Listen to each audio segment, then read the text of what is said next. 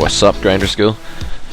This is Couters, and I am bringing you today a video at 50NL 6 Max. It's entitled 50NL 6 Max Home of Bad Regs, and the theme of the video is going to be basically how we can go about exploiting the really aggro, dumb regs like this guy here in the chair, who are just like these fat guys that sit at home all day with their redneck haircuts and bloodshot eyes and yellow teeth and drool and bibs, and they spew all their chips at the carrot man. That's the plan. So we're going to be discussing in detail exactly how we can exploit these guys, what mistakes they'll be making, what kind of over adjustments they'll be making, and what we can do in turn to sort of, you know, exploit the fact that they're just too aggressive and making too many adjustments. Like, basically, I call it 50NL Home of the Bad Regs because I just feel like 50NL is the stake where you start to get a higher concentration of regs for the first time. Like, it's a noticeable jump from 25NL, just that you find more regs to fish, although there are still plenty of fish, obviously, at a stake like 50 No Limit. But you do get more regs, and the regs are generally more active regs. They're not like the nits you get at 5NL, at 10NL, that just play like 16, 12 and are just looking to make the nuts and then stack the fish. Because there's slightly less fish, the regs are running into each other a lot more, and as a result of that they're actually battling with each other a lot more. And the thing is, though, at 50NL a lot of them never get past that stake, or they do eventually but not for a while, because they don't actually know how to learn about poker and they don't actually understand anything. What they do is they say, oh, I'm going to learn about poker, and they go on some stupid training site, not like Grinder School, obviously. Grinder School's a great training site, but they go on some other lesser, inferior training site to Grinder School, and they watch videos by some aggressive player playing 2000 NL, and he talks about how he's 5-bet bluffing to counter his opponent's 4-bet bluffs, and you should always do this the first time because people always 4-bet bluff the first time, or something like that. So all these lines of reasoning just about being really, really aggressive, basically. So the regs watch this, and then because they see other regs implementing these strategies, it's kind of like a snowball effect. So they see other regs implementing like these ridiculous over adjustment aggro strategies against each other, and they just assume that everyone's doing it, and the whole player pool that is a regular at 50NL, although some of them are straightforward, a lot of them just war with each other. And these are the guys that, like, you know, they play like 12 tables and they grind all day, and they have no time or effort or energy or imagination or spirit or soul left within them to selectively pick good spots to be aggressive. Their life is basically just make some break back at 50NL while breaking even, because you're playing far too aggressively and owning yourself time and time again, and you're just basically taking really high variance spots constantly just because someone did it in a video that you watched. So, like this guy here on the chair with the horrible green jumper, these guys will sit at home, and they do have haircuts like this, and they do have bloodshot eyes because they sit up and play poker all day, and they certainly have yellow teeth because fucked if one of these guys is going to go to the dentist. Come on, they just sit and grind 50 No Limit and spew chips. And those things, those strange coloured things, they are chips, and they are being spewed in the direction of the one and only, the infamous, the Carrot Man. And the Carrot Man with his big black mouth is gobbling up these chips like nom nom nom. So he's like eating all those things. And that's hopefully how it's going to work today, and how it's going to work as I regrind my roll at 50 No Limit. And I played 50 No Limit before on Stars, and I also deduced that this was the case, and it's got worse if anything since then. These sputards, as I like to call them, are everywhere, and they will 3-bet small pocket pairs and jam over your 4-bets and just do all this stuff like constantly. I know I'm quite aggressive in my videos, guys, but today my focus is going to be more on sort of ABC, and it's not going to be totally ABC. I'm going to be 3-betting wide, and I'm going to be letting them know that I'm one of them. This sounds like so cliched and like it should be in a poker movie. I apologise. I'm going to pretend I'm one of them at first by doing lots of 3-betting, maybe a tiny bit of 4-betting, just looking really aggressive and running up a very positionally aggressive HUD for them to look at on their beautiful screens. And then what I'm going to do is I'm going to tighten up and wait for them to jam 7-3 suited pre-flop against my kings, and I'm going to take their money. So that's the plan.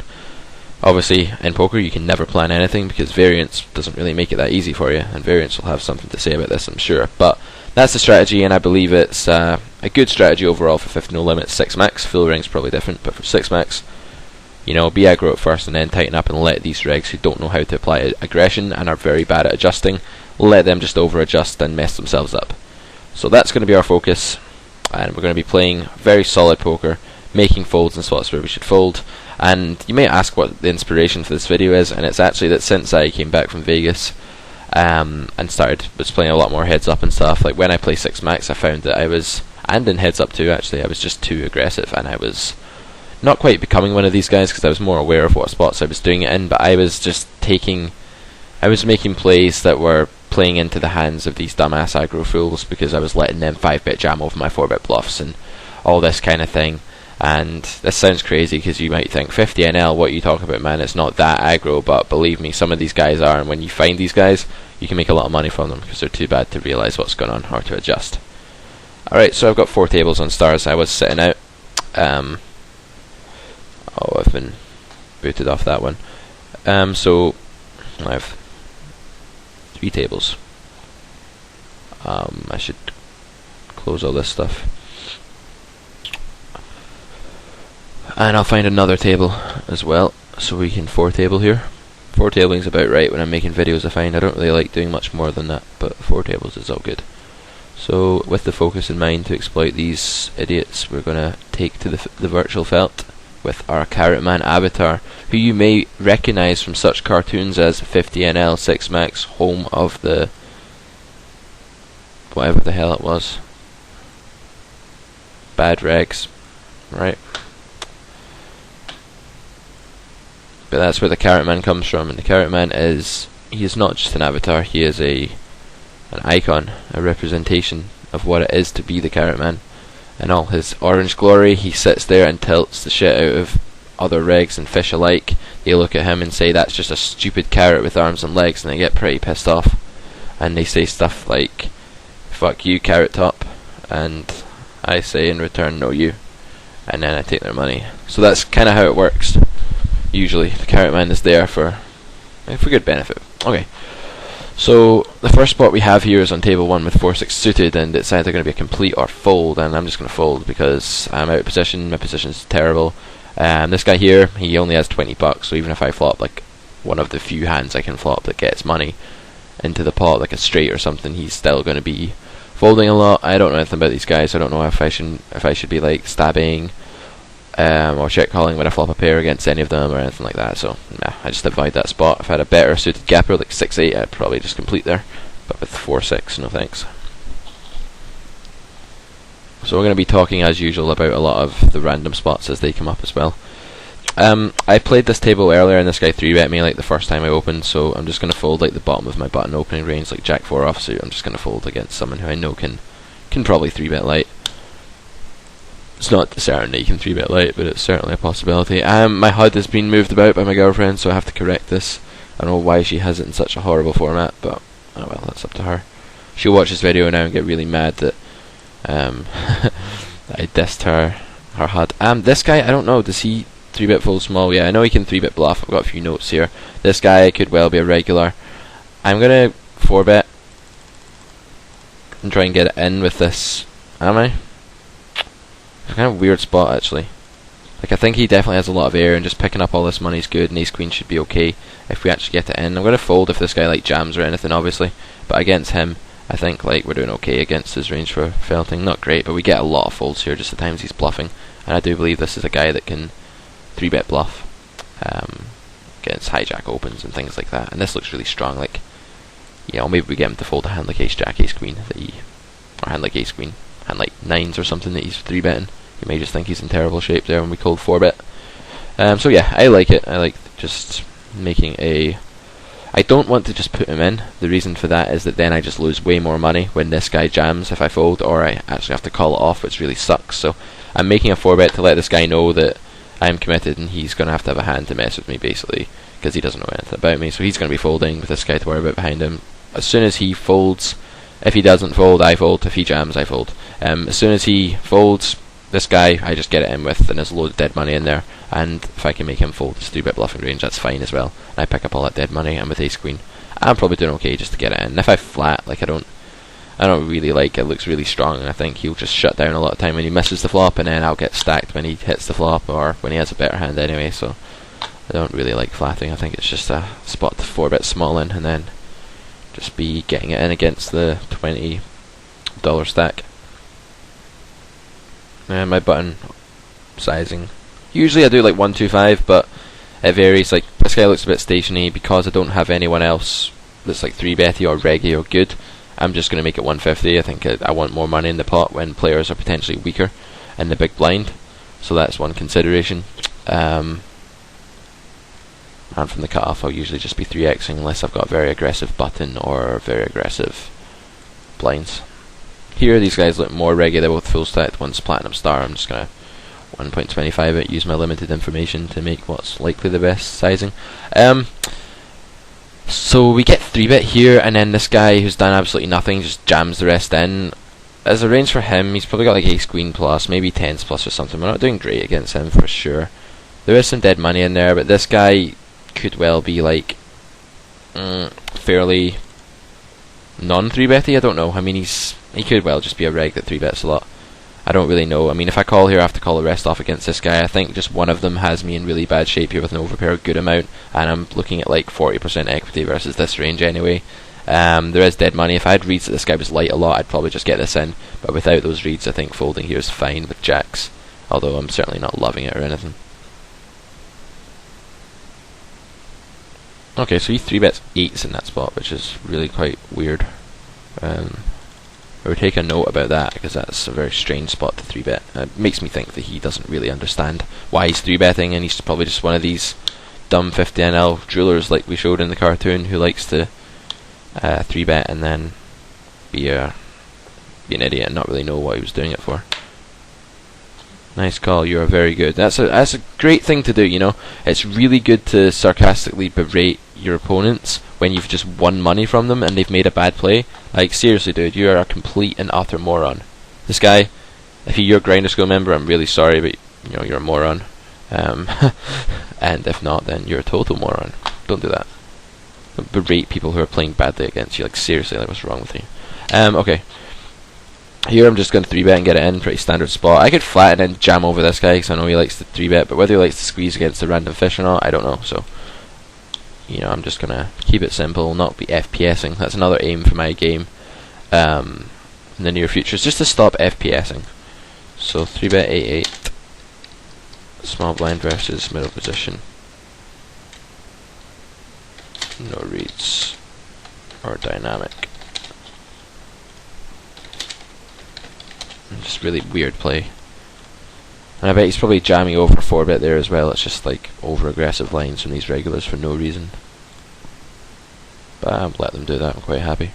So the jacks fold is fairly tight. It's probably the best hand there that I'd ever fold. I'd never fold a ace king, I'd never fold queens or better. I just feel like it's the guy's first sort of hand at the table and he's jammed over a 3-bet. And he doesn't know much about the 3-better because he's just... Had he just sat? Or no, I just sat. Maybe he does know about the 3-better, but I don't know about the 3-better, so it doesn't really matter.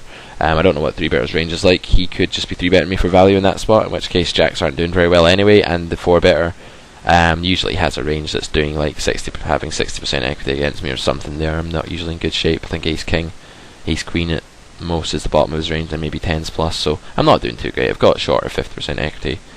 And yeah, I've got 2 people in one full stack to run into. If I 4-bet there or call, the full stack guy who 3-bet's going to play his hand very straightforwardly. He's not going to be getting it in with any worse hands, like 8s, I wouldn't think, unless he's totally incompetent, because it just looks really strong from me.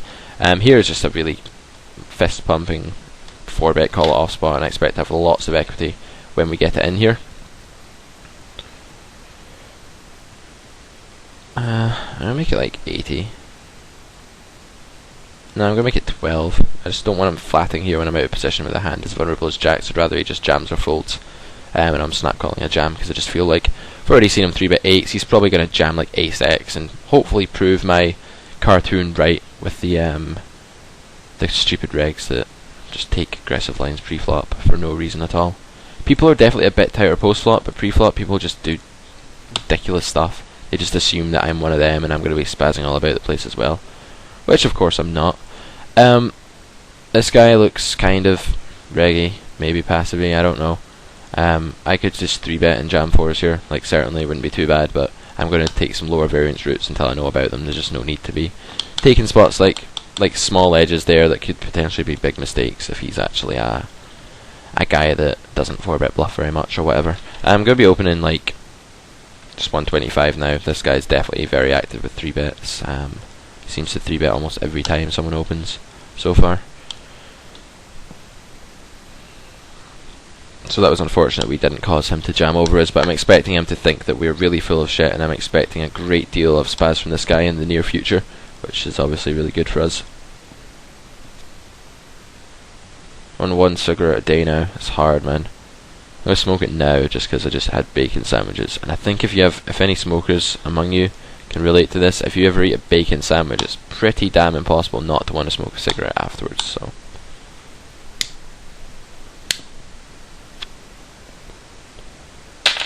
And for any non-smokers among you, just don't start smoking, and then you don't have to worry about smoking after bacon sandwiches, and you can eat them without worry of anything else. And this is going to be a fold for me on table 2. I just don't know enough about the guy. He's 22-0, looks very passive so far. I have a dominated, potentially, hand, so...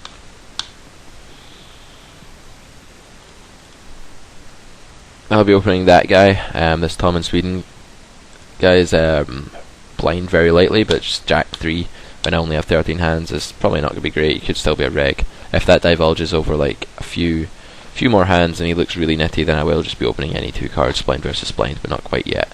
I will be opening like probably Jack 4 suited there, just to give you guys an idea of how I construct my ranges. King Jack. This is a 3-bet or fold spot. It does have some blockers, but this guy's 12-6 so far. He's very tight.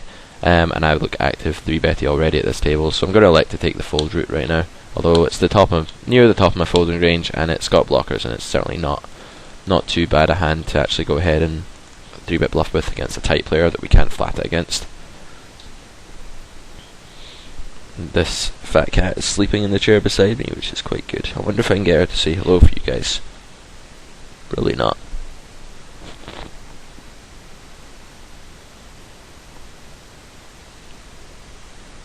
No, she's been very quiet today. I mean, I could like grab her ears or something and make her like squeal or hiss at me, but that wouldn't be very nice, so we'll leave her to her slumber. With 6s here, like it's kind of like one of the worst pocket pairs I'd flat against button open. It probably is the worst pocket pair I'd flat, actually. Min raising the button 6-5 suited, I'll get back to that in a second. We don't have a squeezer in the big blind turntable 1. I'm going to flat 6s. I wouldn't flat like 5s, I don't think. I think 6s is just about okay. This guy 3-bets me again. I'm just going to fold. That's fine. He's not getting a very good price in his 3-bet there with my min open, and I'll have a lot of stronger hands in my range that I can defend with. I'm also going to tighten up on the button and just open less hands in general. I think I'm just going to go ahead and flat with ace-8 suited. I can 3-bet a lot of worse hands that I can't flat with, and I feel this hand is definitely strong enough. With bottom pair, I'm just going to donk, and I'm going to donk fold. I don't think my hand's strong enough to check call 1 here on this board. I'm just going to, there's so many bad turn cards for me. He's probably not c-betting this board very lightly. I could just check fold, but I've got some equity here, and his range is probably quite wide, so I think I'm just going to donk at this, and then I'll have, if called, I'll have usually 5 outs to improve anyway, and I'll get a lot of folds on such a texture against the wide range. Well, he does hit that fairly often. He'll miss it frequently as well, so... you do need to be careful about donking hands like bottom pair, middle pair, like medium strength hands, because you put yourself in a situation where people either raise or fold, and if they either raise or fold, then you just fold out worse or get raised by worse or better, and you don't know what to do to a raise, and it's just terrible. But there, my hand is so weak that I don't even care about being raised off it on that board texture for a couple of reasons. The first is that my relative hand strength there is just so bad. If any more money goes into the pot, that my equity doesn't really matter. It's more of just like a semi-bluff, like I would with a gut shot, or like I would with like overcards or something. Like when called, I don't really expect my pair to be any good, but it does give me extra equity in that I can improve to 2-pair trips, so it's like a semi-bluff in that respect.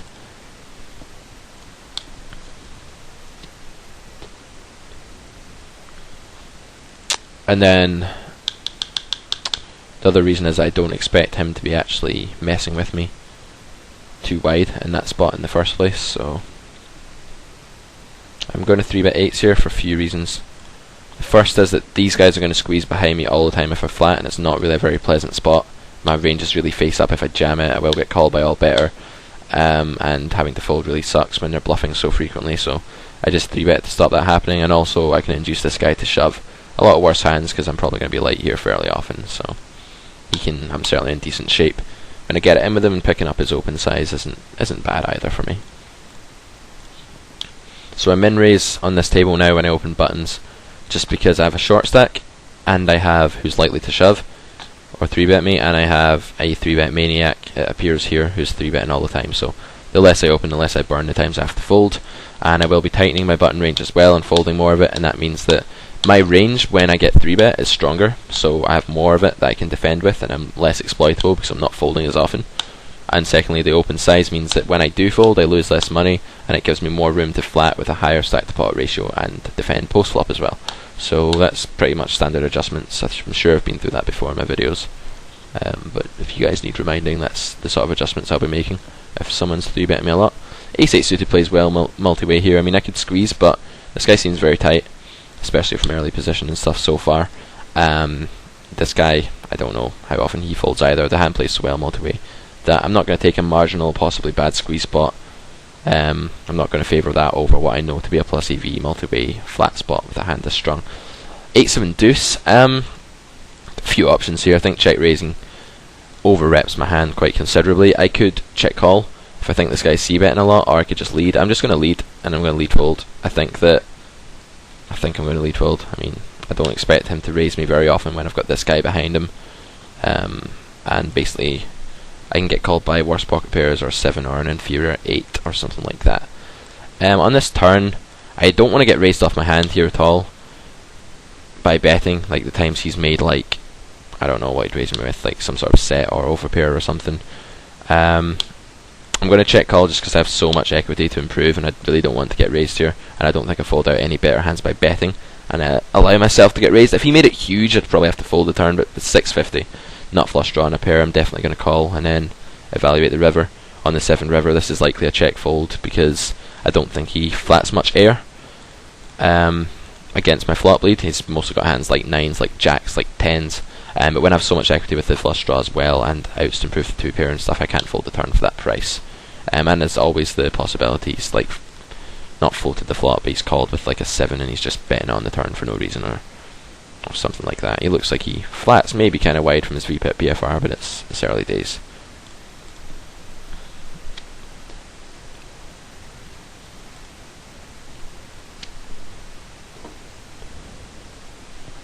So if I'm putting a bet in on that turn, I want to be achieving something with it, like folding out some better hands, which I don't think I'm really ever doing with the nut 8 there. Or this guy makes a tiny 3-bet. Like, the stack's so short it kind of sucks. I'm going to peel it just because my hand, like, well, although I don't even know if it's plus EV to peel it, but he has 3-bet before, his range might not be like super strong, so if I flop top pair it could be good fairly often.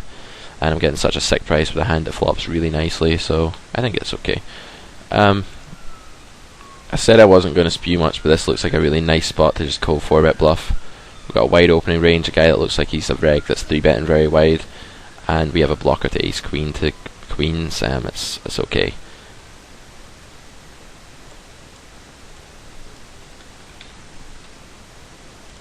So I'm going to go ahead and call 4-bet bluff that spot. I'm going to fold with no equity there. Again, this is like an obvious 3-bet spot. I just expect these kind of guys to snap, sort of play back at me in, like these regulars cut off versus buttons. So if I'm going to be 3-bet bluffing there, I'm going to wait until I've got like a really good hand in my range, like one of my best 3-bet bluffing hands. So I don't want to be doing it with a really high frequency, because that's just what regs are going to expect. And yeah, I mean, I will experiment with the best hands in my bluffing range there, but not with him. And I don't expect, even though 50NL is spewy, I don't expect this guy to be jamming like air over me. Not air, but like jamming his 3-bet bluffs over my cold 4-bet. I just don't really see that happening. I think he's just going to be folding every time he's got air there. I'm getting a pretty good price. This guy folds all the time with his really wide range, so I think it's a decent spot for cold 4-bet bluff, especially with a queen blocker. Doesn't work this time, but oh well.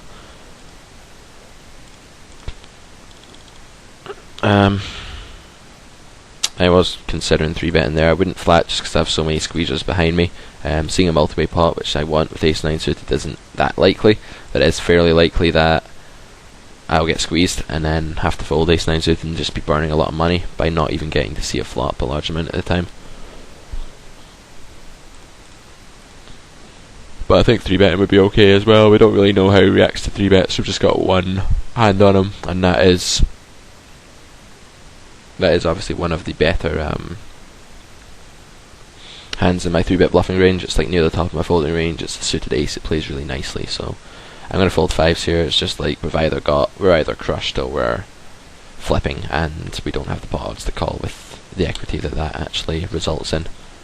You'll be jamming a lot of pairs that other people wouldn't, like sixes through aces. Basically, that's a lot more hands than lower pairs, and then anything else he jams has 2 overcards anyway, so it's not going to be a good spot to call off.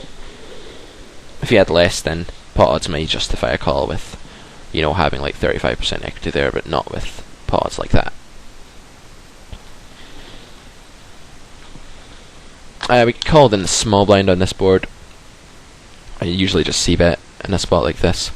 Try and pick up the pot, and I'll be looking to fire some turns as well, because I think fairly often he's going to have ace high and just be floating here. And we get immediate folds on the flop as well, so. And our king high isn't going to be strong enough to check back and then call with, obviously, because he can just bet random ace highs on the turn and things, and then all the pairs he can have, so just standard like sort of c-bet there and look to barrel a lot of turn cards. I'll be firing 3 on that run out as well, quite a bit. I'll be firing 3 on like overcard turns, because I feel like hands like his medium to small pocket pairs will call flop, call turn a lot of the time, especially his better ones, and then be folding on the river.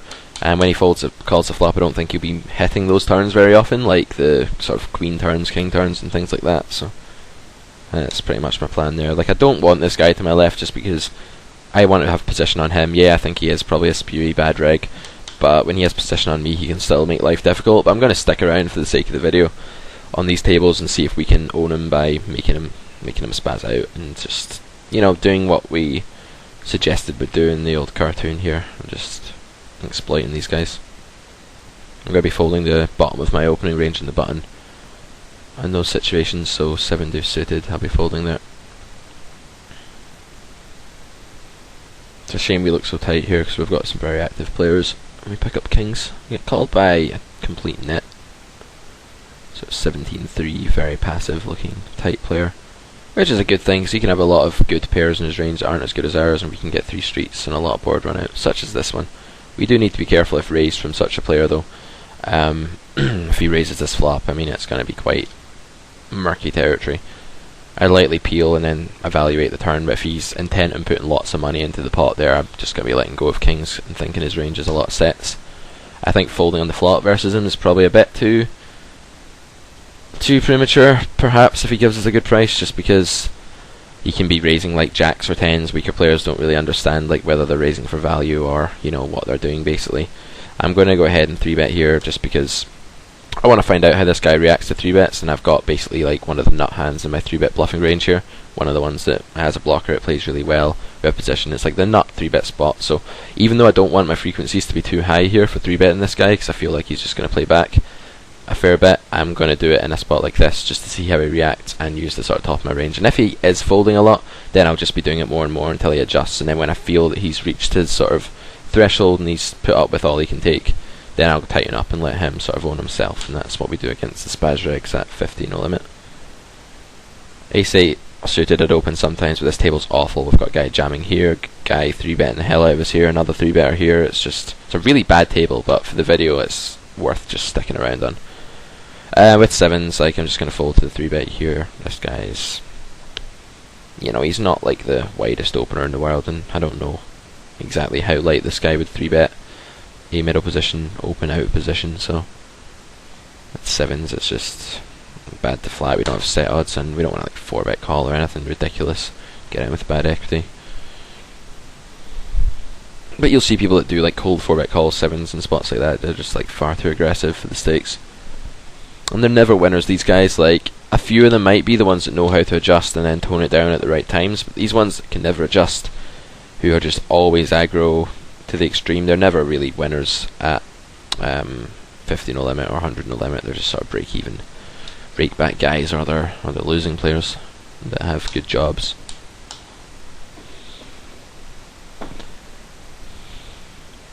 kitten is very sleepy beside me here. She's all sprawled out and quiet for once. I almost feel like I should pester the hell out of her.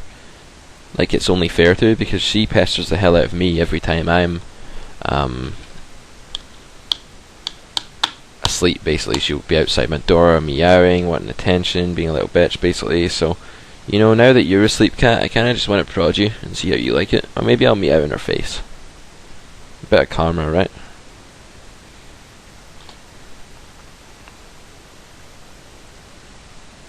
Ace 7 here. It's really bad sort of lineup to open against, but it is an ace on the button. I'll open it, but it's kind of like the bottom of my opening range as far as unplayable trash goes. And by that I mean hands that just flop very poorly, like ace 7 offsuit does. A hand like 6-8 suited is a far superior choice to open there for me. If I was going to 4-bet, it also has like an ace blocker, which is like a decent thing that goes in its favour. So if I do decide I want to 4-bet this guy, then fine.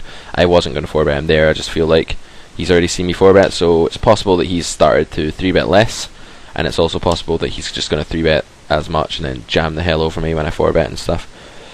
Here I'm just going to raise to try and isolate this short stacker who has like any 2 cards, and the other guy I can get it in with as well, because he's really short, so it doesn't matter what I make it here. I'm just basically covering both of these guys here.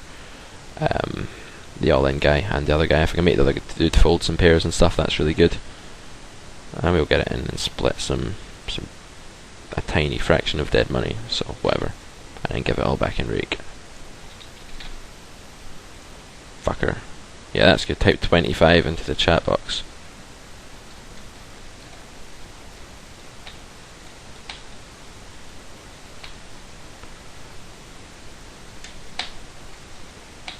This just makes people think I'm a psycho, which is fun, and it hides the fact that I tried to open there, which is somewhat embarrassing, right?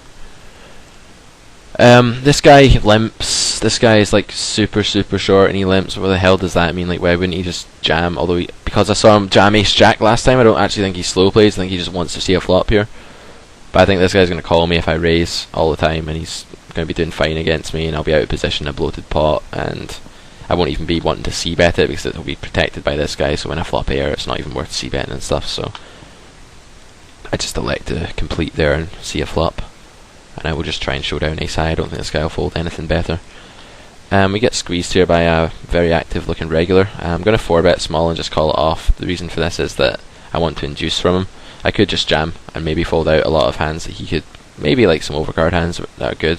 Like, it's okay to jam with jacks here, but I think it's also kind of strong enough that, you know, if I can induce some stuff, then that's also pretty nice. But I'm definitely not folding against someone that's already like actively shown that they're going to be 3-betting a good amount. And I'm opening fairly wide as well, so it's definitely conceivable that he's just squeeze bluffing here a good amount. And when he does jam, you know, jack's going to be in okay shape. He'll have ace king a bunch. Like, there's 16 combos of ace king and 18 combos of queens plus, so it's almost like if that's his range for felting, it's like the same. And if he ever has 10s or whatever, I'm in an even better shape. So we're almost like 50% equity, not quite, but if you think about it combinatorially, there's that word again. We tried to record a video yesterday, I'll get onto that in a minute, I'll tell you guys what happened, but that was the word of the day, was combinatorially. Here I'm just going to go ahead and make a small 3-bet. Doesn't need to be very big just because of his stack size. I could just flat there and then like check raise some boards if I think he's folding a lot, which is probably maybe even better, just because I think the guy's going to fold a ton of the time. If I had aces there, I think I'd definitely flat, but queens, it's good to get it in, and there are going to be some bad boards for it out of position as well. On a board like this, I like to just jam here. Sorry, jam, what? Bet a dollar. Just trying to fold out his underpairs and ace high hands. Basically they're ahead of me and I have equity. I'm just going to check fold this turn. I don't think he's going to fold too much else. My draw's fairly bad. I mean, I could like bet 3 streets here and try and make a jack fold or something, but I'm not super big on it. I don't even have a draw to a very good flush draw, and my gut shot's pretty damn redundant there. So I just elect to give up on the turn with such sort of marginally poor equity. So my read on this guy so far is that he's an aggro reg that actually just backs off in the face of further aggression. I'm sure he'll have a breaking point to that and he'll stop backing off, but this guy, like, I don't want to get jammed on by like ace x here and stuff. I mean, I could conceivably just like 3-bet, call this off, and it would be okay, especially with how much I've been 3-betting on this table. Like, I've been 3-betting a lot. This guy's 360 hands on me most likely though, so I don't think my 3-bet percentage will be that high. He's folding 78% of the time. I don't think King Queen plays like is doing so well when we get to end that it's superior to just flatting here. You know, I can flat here if this guy comes along, that's fine. And my hand just flops really well, and I get to leave all his dominated stuff in. And when you do flop top pair against a shorter stack, they'll just be felting it because they have top pair, with only 40 big blinds for sure. And I can dominate a lot of hands that flop top pair that will actually fold pre-flop to a 3-bet, and that's outweighed. That's counterbalanced if I'm doing well enough against his getting it in range pre-flop that's even better, but I don't think I am in that situation. I don't think I'm doing too great. This 14-9 goes ahead and squeezes. He seems fairly placid so far. Anyway, I'm going to go ahead and 3-bet here as a bluff. This guy's opening wide, King 10. It's near the top of my folding range. It's a fairly decent choice of hand to do it with, I think. I mean, here it's like not the best turn in the world. I'm going to fold here just because this guy seems quite placid. I'll be out of position with no initiative, and I can be dominated there a lot. It depends. I could fire like 3 here, but I don't think he ever folds like 10x, and he probably has that fair amount. Seems fairly active so far. I could fold out just like ace high, better ace highs by betting again here, but I'm going to split with those on a bunch of rivers anyway.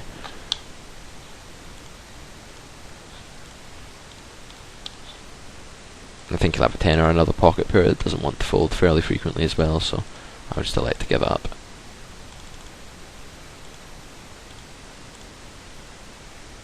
And this may be a bit spewy just because this guy seems like a total fish, but it can't be too bad. I mean, even if he's the type to call with like his whole range here, or a lot of it, I've got more equity, fold equity on the flop with my continuation bets, and my image at this table is fairly tight. But of course, I get 4-bet bluffed.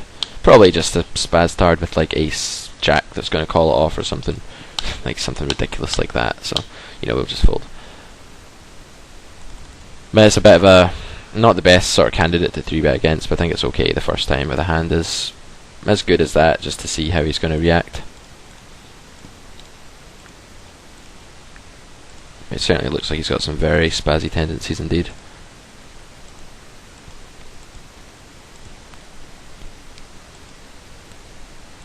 This spot really sucks with King Queen. I mean, I could 3-bet, but he's just folding all the time, especially when he opens in middle position. I think he's going to fold like a lot of stuff, and I've got fish in the big blind. If he comes along, it's pretty good. Downside is I do get squeezed here a lot of time, but I could continue to a squeeze if I think this guy's really light and I have position on him. I'd be okay calling a squeeze with King Queen there. Against this guy, not so much, but he doesn't seem so active. This guy's barreling turns 100% so far, that's what that number is, so I've no reason to raise this flop, and we can still get it in over 3 streets, nor do I have a reason to raise a turn bet here. I'm going to just call turn. I expect him to bet all his air, and then I'll allow him to bet his air in the river as well, and I think he does fire 3 as a bluff here, like a decent amount of the time, so...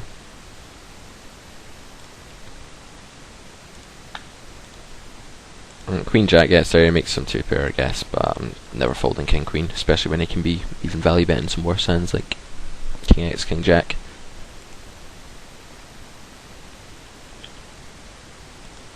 He makes it 650. I just need to decide whether I want to jam here. I mean, I think it's like a very... The only reason I don't want to jam is just because I don't think he's opening... I don't think he'll call with a 10 because it just looks like he's beat all the time and he's not opening that wide from that position, so this is just going to be a call. And he rivers a set. So his turn play just doesn't make any sense whatsoever. It's just like barreling a turn for no reason there. Like all the better hands continue and all the worse hands fold. It's just ridiculous.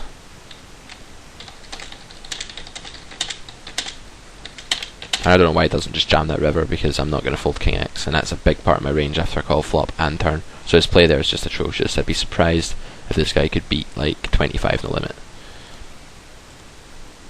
That's a bit of a rant. If you're like a Grinder School member, then I'm sorry, sir, but yeah. I like the disclaimer, I have to put that in, right? So I open here, I get 3-way with a Maniac and a tight player on this board. I just don't have enough equity combined with fold equity to c-bet here. I'm just going to give up. On King XX10.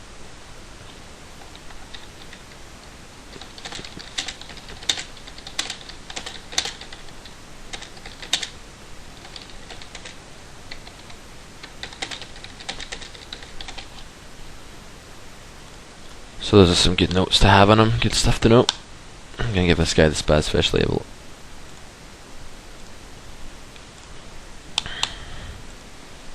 And we'll go for another orbit or so in each of these tables. Unfortunately we haven't had any spots to really exploit the dumb regs, but I don't think I have many dumb regs on my tables here. I have mostly like this guy seems like more of a straightforward lag than the actual go completely crazy lag, so I'm sure he probably does okay, this guy. He's got the sense not to be completely dumb all the time. I'm going to flat ace queen here, and then should this guy squeeze, I'm just going to jam it over. I think it's... he could even call with like ace jack, king queen, hands like that, just putting me on a hand like nines all the time, which is obviously great for me, and I think his squeezing frequency here is going to be really wide, as his 3-bet frequencies usually are, so I plan to just flat with the intention of jamming over should he decide to squeeze. And it plays fine in position against what this guy's opening range is likely going to be like. He leads here. I think he's got like a mixture of some gut shots, flush draws, maybe worse aces, worse suited aces and things like that are possible. Certainly like nut hands like sets and ace jack as well. I don't think just calling is the right play here. Raising is just going to seem very strong when he leads 3-way. It's going to make him fold out all his worst hands and stuff like that, so I'm not going to be able to fold.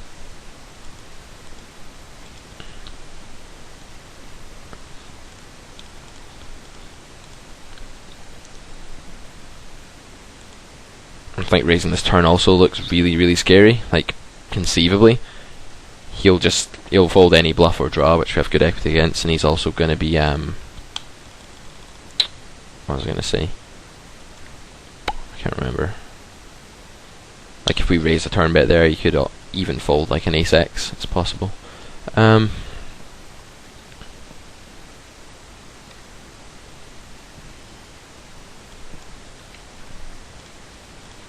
Just going to bet this turn for value against any kind of flush draw he can have, any kind of worse ace that he decides to check call, or even a jack if he's dumb enough to just donk a jack. Not sure whether he is or not. And he gives up.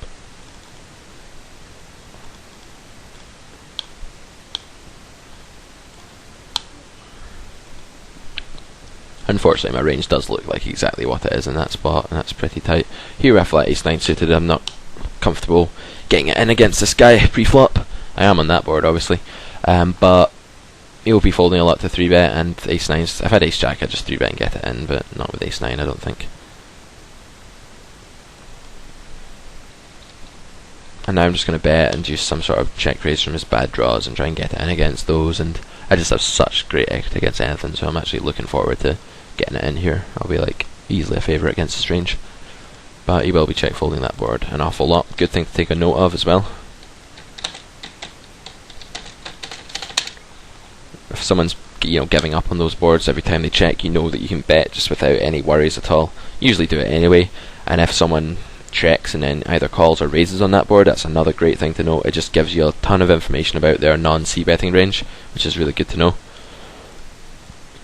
And I'm tightening up against this guy just because he's going to be 3-betting a lot.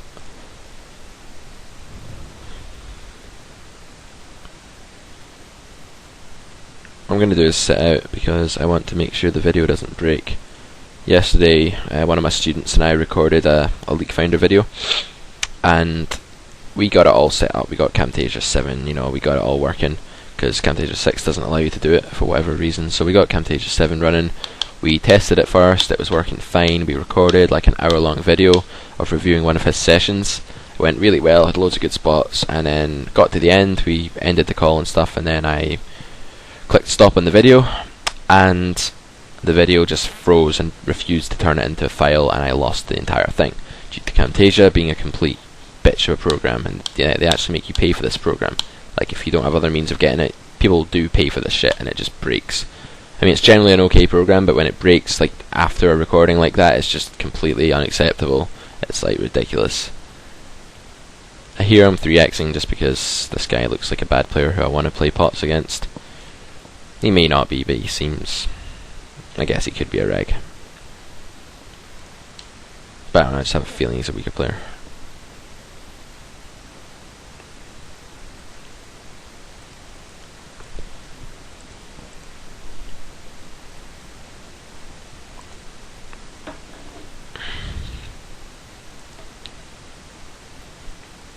here our hand's not strong enough. I had like 8s, I'd probably just check this back and, you know, I could try and show it down or whatever, or a bluff catch on the turn. But here I'm just going to bet fold the flop, as standard. I think if we get like a king turn or something like that, we can bet again, like king turn or an ace turn, or possibly even a 10. We've got some equity as well. He peels the flop on that turn. I just feel like he's not going to really fold any of his range. Maybe like pocket 6s if he peels that, but whether he does or not I don't even know. He may just fold that on the flop, so I've got some showdown value against like straight draws and things, so I'll just check back.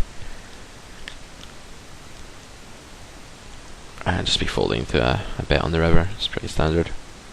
This range will have lots of queen x, lots of jack 10 and things like that, so there's plenty of value hands you'll have, so this is not a spot to make a hero call.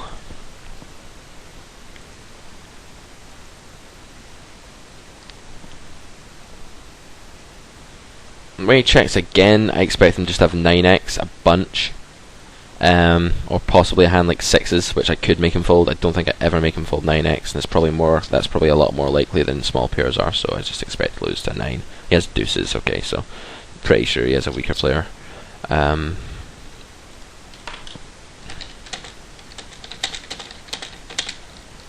It just means that we have more sort of license to fire multiple streets at this guy if he's going to be calling flops like seriously light like that. Like that's a really horrible flop call by him, in my opinion. So if he's making calls like that on the flop, we can just barrel the hell out of him on turns, and he'll just have a very weak range.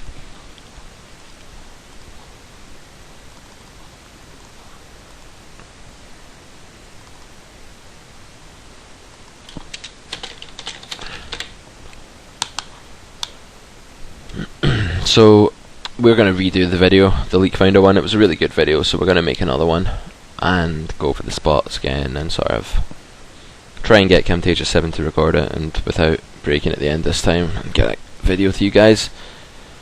I don't have any brainstorming ideas for like a whole new extravagant series as yet, but I'm just sort of doing these like fun little themed videos for now, and then if anything comes to mind I'll certainly be doing it for series as well, so you know, PM me if you've got any more ideas or requests.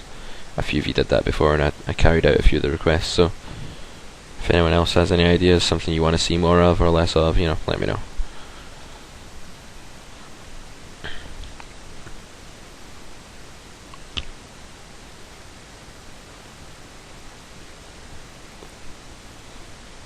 And this will be the final hand of the video. We get 3-bet. I like to make it a really exciting final hand, but I just don't feel like this is a bluff. Like super often when he 3-bets my, I guess it's just a middle position open, and I have been fairly active in this position, but he's not been 3-betting like that much or anything. He's been fairly straightforward. I'm just gonna fold. I don't think it's a great spot to jam in, although I don't think a jam would be too horrible either. Yeah, so remember, these guys are everywhere at 50 NL. Just don't be one of them, and just make sure you play very solid, simple poker, but find some spots to add in a bit more aggression, but don't do it blindly, and just make sure you're playing good, solid, foundational poker. Good foundations are important. Make sure you keep those intact, and build your aggression onto them against these guys, but don't like just do it erratically like they do, because if you do as they do, you're just going to be one of them, and you're going to break even with the big pool of players, and if you can find an edge, then you'll just exploit them and beat them. So hopefully next time I do a live play we'll run into more of these guys and you can see what I mean a bit better. I'll do hand history review where I battle with these guys. That would maybe have been a better idea for today, but oh well. This has been characters for grinderschool.com, and leave me any questions or comments on the thread. I'll see you all next time.